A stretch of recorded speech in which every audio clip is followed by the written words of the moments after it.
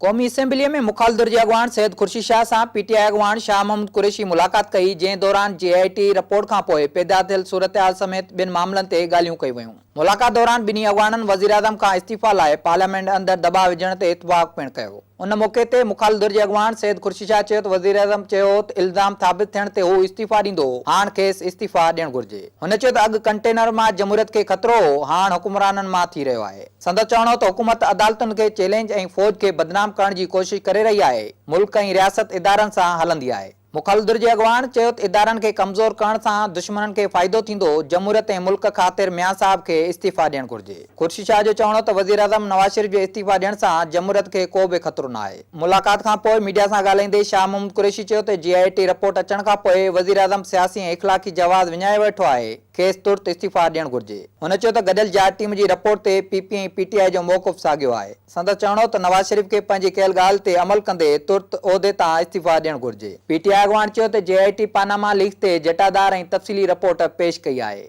शाह महमूद कुरैशी जो चवणो त वज़ीर आज़म जे इस्तीफ़ा लाइ हुकूमत ते दॿाउ वधाइण जो फ़ैसिलो कयो आहे, जंहिं लाइ मुखालिदुर जी ॿिनि पार्टियुनि सां राब्ता शुरू कया विया आहिनि।